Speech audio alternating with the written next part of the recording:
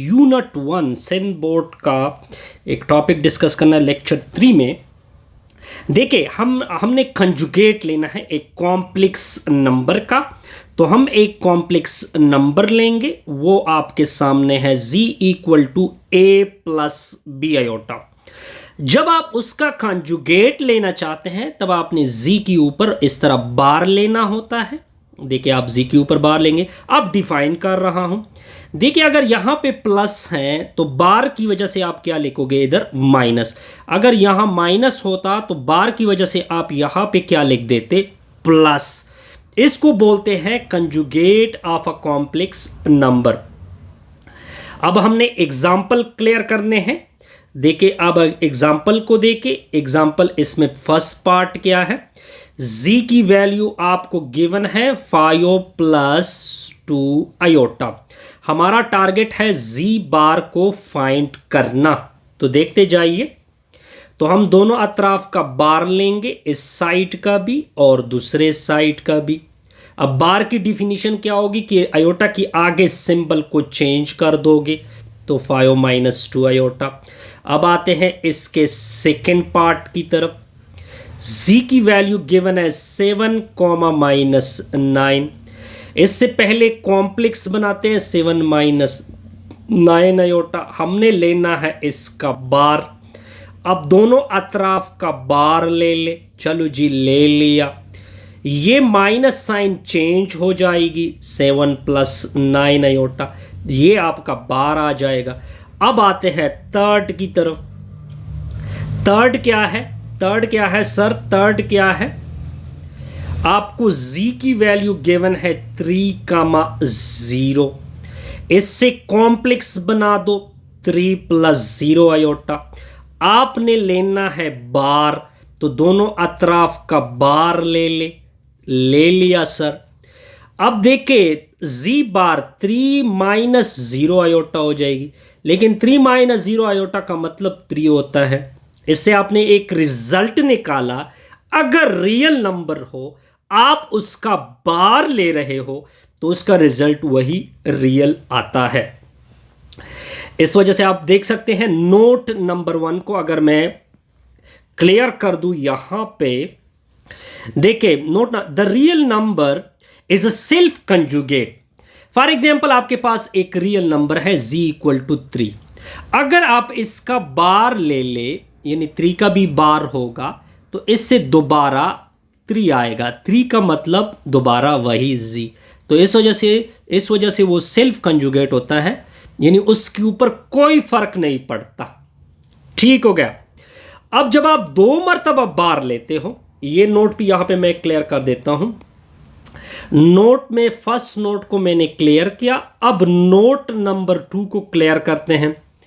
जब आप एक कॉम्प्लेक्स का 2 टाइम बार लेते हैं, उससे z आता है। चलो मान लो कि z की वैल्यू मैंने रख दी a प्लस बी आयोटा। एक मरतबा बार ले लो, a प्लस बी आयोटा का बार। तो बार की वजह से आयोटा का सिंबल चेंज हो जाएगा। एक मरतबा और बार ले लो, a माइनस बी आयोटा का बार होगा।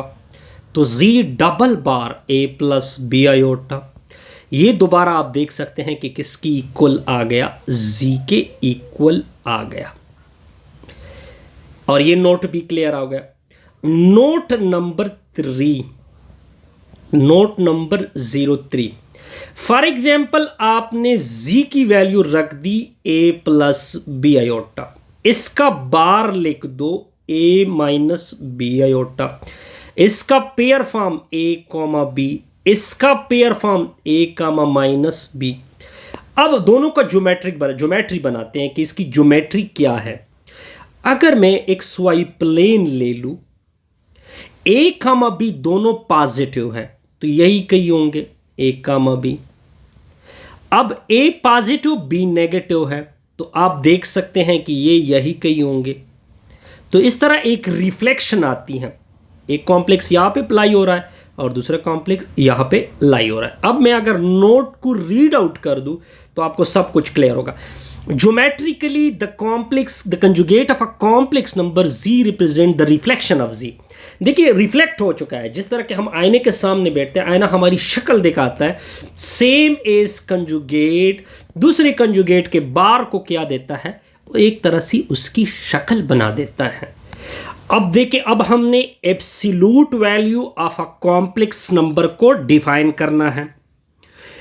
देखिए, आपने एक कॉम्प्लेक्स नंबर लिया, जब आप उसका एब्सोल्यूट या अनदर वर्ड मॉडुलस लेना चाहते हैं, तब आपने z के ऊपर दो सीधी लकीर को ड्रा करना होता है।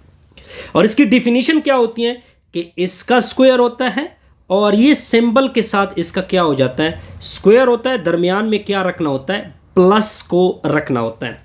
जर्नली इसको किस तरह डिफाइन किया जाता है कि कॉम्प्लेक्स नंबर के रियल का स्क्वायर ले लो और कॉम्प्लेक्स नंबर के इमेजिनरी पार्ट का स्क्वायर ले लो, दरमियान में प्लस कर दो, ऊपर का स्क्वायर रूट डाल दो। इसको बोलते हैं मॉडुलस। एब्सोल्यूट के लिए एक और डिफिनीशन भी यानी वर्ड भी यूज किया जाता है, मॉडुलस। कुछ लोग इसके लिए मैग्नीट्यूड का वर्ड भी यूज करते हैं। अब आते हैं एग्जाम्पल की तरफ। एग्जाम्पल देके सबसे पहले आप इस पार्ट को देके, मान लो कि मैंने इसका एक कॉम्प्लेक्स नंबर z नाम रखा 6 + 8 आयोटा। ऊपर क्वेश्चन में कहा हुआ है कि इसका मॉडुलस फाइंड कर दे। तो अब दोनों अतराफ पे सीधी लकीर खींच दो। चलो सर, खींच ली। अब मॉडुलस के डिफिनेशन के मुताबिक 6 का स्क्वायर प्लस 8 का square under the root z modulus 6 का स्क्वायर 36, 8 का स्क्वायर 64, दोनों को ऐड कर दो 100, 100 का स्क्वायर रूट निकाल दो, आ जाएगा 10। अब आते हैं नेक्स्ट की तरफ। एग्जाम्पल का फर्स्ट पार्ट, एग्जाम्पल का सेकंड पार्ट। मान लो कि मैंने z नाम रखा इसका, मान लो सर, मान लो 5 - आयोटा स्क्वायर रूट 7। हमने फाइंड करना है z modulus equal to question mark. Sir ले ले दोनों अतराफ का मॉडुलस, दोनों अतराफ का एब्सोल्यूट। एब्सोल्यूट के डिफिनीशन के मुताबिक इसका स्क्वायर दरमियान में प्लस, ये वैल्यू विद नेगेटिव साइन और ऊपर से स्क्वायर, ऊपर under the root. z modulus 5 का स्क्वायर 25, माइनस जर में माइनस, 2 माइनस के ऊपर नेगेटिव के ऊपर माइनस आएगी तो प्लस, 7 स्क्वायर रूट का 7। तो z मॉडुलस सर इससे आएगा 32। 32 को लिखते हैं 16 ज़रबे 2। क्या लिखते हैं, 16 ज़रबे 2। 16 का अलग, 2 का अलग, 16 का क्या निकलता है, 4 स्क्वायर रूट 2। ये आपका बनेगा आंसर, ये आपका बनेगा आंसर। आसान सर। अब आते हैं इसके थर्ड पार्ट की तरफ। z की वैल्यू है आयोटा, इसको लिखते हैं कॉम्प्लेक्स 0 + आयोटा यानी 1 डॉट आयोटा लिख सकते हैं। टारगेट है 0 modulus equal to question mark. दोनों अतराफ का मॉडुलस ले ले, मॉडुलस सर ले लिया। अब मॉडुलस के डिफिनेशन के मुताबिक इसका स्क्वायर प्लस 1 का स्क्वायर ऊपर अंडर द रूट। तो z मॉडुलस ये हो जाएगा 0, ये हो जाएगा 1। 0 + 1 इक्वल टू 1 का स्क्वायर रूट, 1 का square root equal to 1।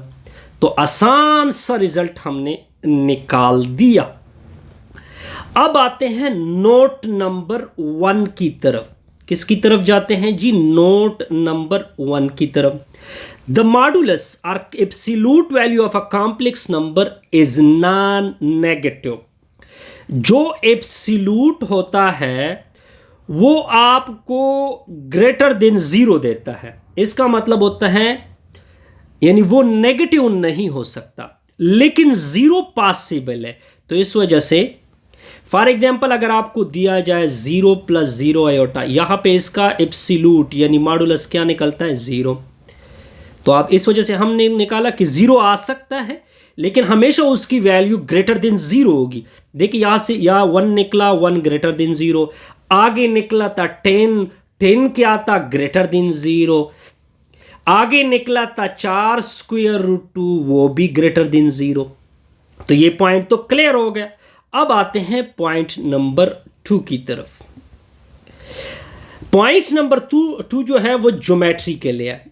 For example ये आपकी एक्स वाई प्लेन है, ये आपका है जेड मॉडुलस, यानी फॉर एग्जाम्पल यहां से लेकर यहां तक ए और फिर ऊपर या बी, और जेड मॉडुलस क्या आ चुका था? A square plus B square square root. अब डिफाइन क्या करेंगे कि जो मॉडुलस होता है वो असल में एक डिस्टेंस होती है ऑरिजिन से। अगर मैं आपको दिखा दूं, ऑरिजिन से उस पॉइंट तक, दोबारा रिपीट कर रहा हूं, ये जो मॉडुलस है ये एक डिस्टेंस है। कहां से कहां तक? From origin to a point, origin से उस पॉइंट की तरफ। ठीक हो गया जी, ये पॉइंट भी क्लियर। आगे जाते